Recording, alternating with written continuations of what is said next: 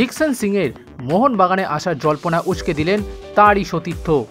এই মুহূর্তে আইএসএল ফাইনালের জন্য চূড়ান্ত প্রস্তুতি নিচ্ছে মোহনবাগান সুপার জায়ান্ট, কিন্তু আগামী মরশুমের দল গঠনের জন্য ইতিমধ্যেই কাজ শুরু করে দিয়েছেন রিক্রুটাররা। দেশি বিদেশি একাধিক খেলোয়াড়কে নেওয়ার বিষয়ে আগ্রহ দেখিয়েছে তারা। আর সেই খেলোয়াড়দের মধ্যে অন্যতম বড় নাম হলো জাতীয় দলে খেলা তরুণ ডিফেন্সিভ মিডফিল্ডার জিকসন সিং। এবার কেরালা ব্লাস্টার্সের ফুটবলার জিকসন মোহনবাগানে আসছেন, তার বড় জল্পনা তৈরি করে বসলেন তারই কেরালা ব্লাস্টার সতীর্থ ফেডর চেরনিচ। সদ্য নিজের ইনস্টাগ্রামে একটি পোস্ট করেছেন জিকসন, যেখানে চলতি মরশুম নিয়ে নিজের অভিজ্ঞতা শেয়ার করেছেন। সেই পোস্টের কমেন্টে ফেডর কমেন্ট করেছেন, ধন্যবাদ মাইকেল সবকিছুর জন্য, এটিকেতে যাওয়ার জন্য শুভেচ্ছা।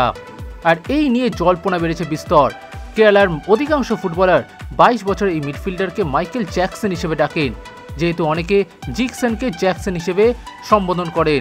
অন্যদিকে কমেন্টে তিনি এটিকে লিখেছেন, তবে একাধিক সমর্থকের ধারণা গত মরশুমে মোহনবাগান সুপার জায়ান্টের নাম এটিকে মোহনবাগান ছিল বলে হয়তো বিদেশি ফুটবলারদের মাথায় সেই পুরনো নামটাই রয়ে গিয়েছে, তাই হয়তো লিথুয়ানিয়ার এই ফরওয়ার্ড এটিকে লিখেছেন।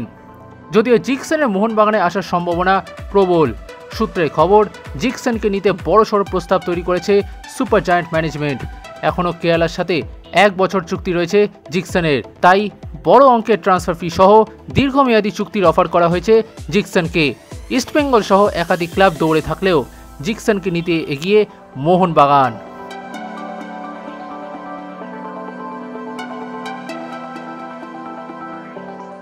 Extra time.